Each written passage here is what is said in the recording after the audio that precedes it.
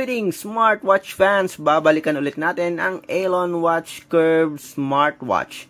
And of course, itatry ulit natin ang isa sa mga smart features ng Alon Watch Curve, ang Bluetooth music control function. So marami pang features ang Alon Watch Curve na hindi pa natin nasusubukan. At isa nga sa mga features nito ay ang Bluetooth music control. So meron itong feature para makontrol yung music player na available sa smartphone nyo.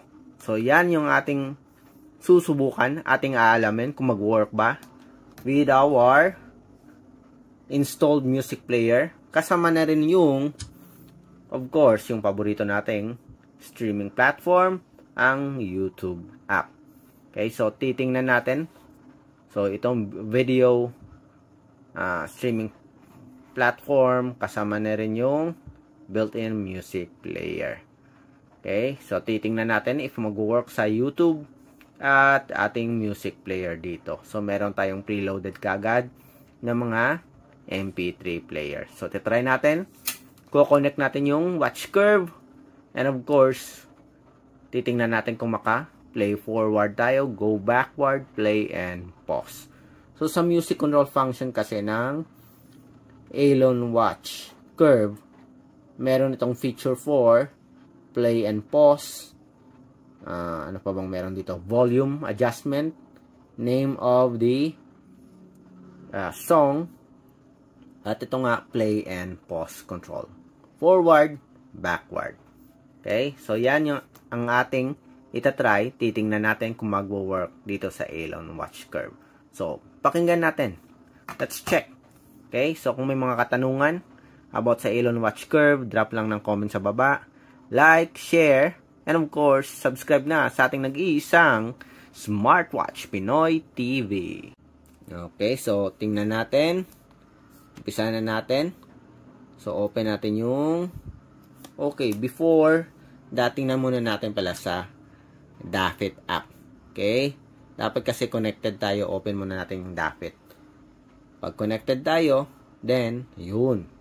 So, okay to. Then, may settings dito, baka makalimutan nyo, sa other section. Meron itong control phone music. So, naka-activate kanina, usually naka-disable to, i-activate nyo lang. Yan. Then, start tayo. Tingnan natin. Okay, buksan natin yung music player natin.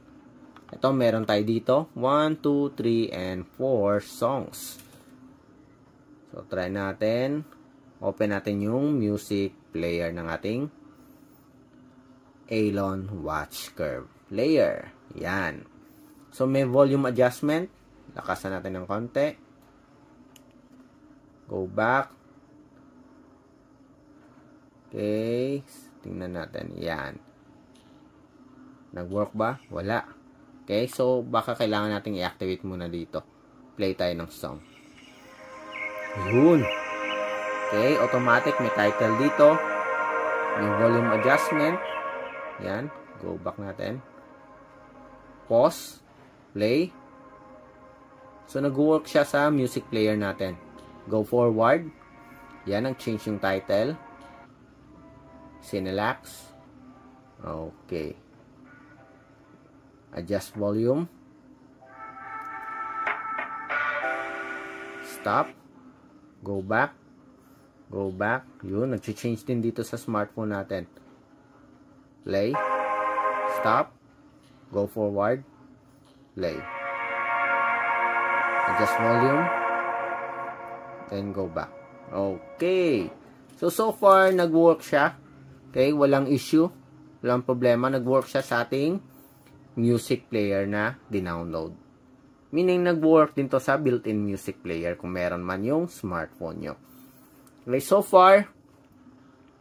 far working perfectly with our music player.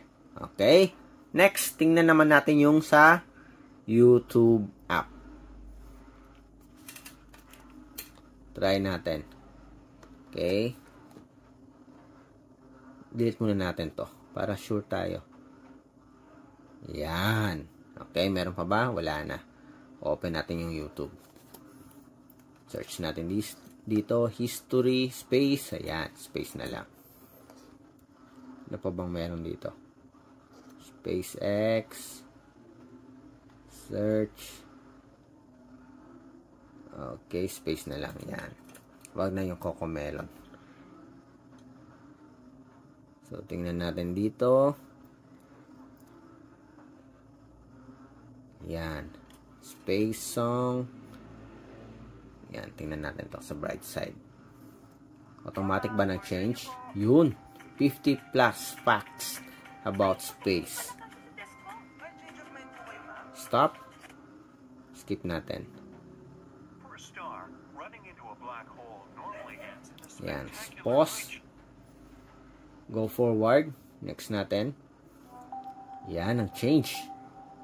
Iba naman. 3 plus hours of planets. Next. Ano naman to? Faster than light. Adjust volume. Go back. Pause.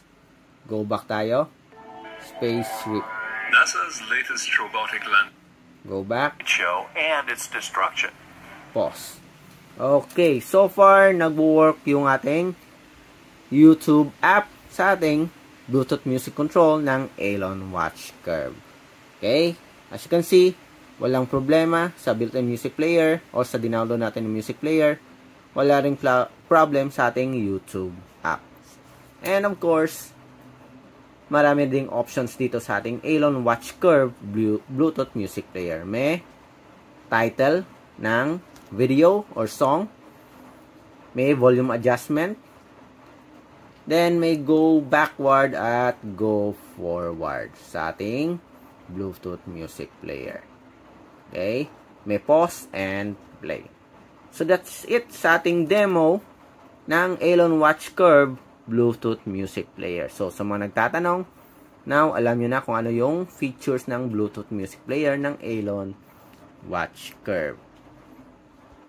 So kung nais nyong bilhin yung Alon Watch Curve and trip nyo yung Bluetooth music control function ng smartwatch nito, ito yung pinaka-target nyo. So far, working naman siya, walang issue.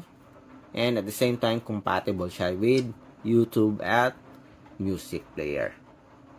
I'm pretty sure it works din to sa Spotify app. Okay? So again, subscribe, like, at share sa ating nag-iisang Smartwatch Pinoy TV. Bye!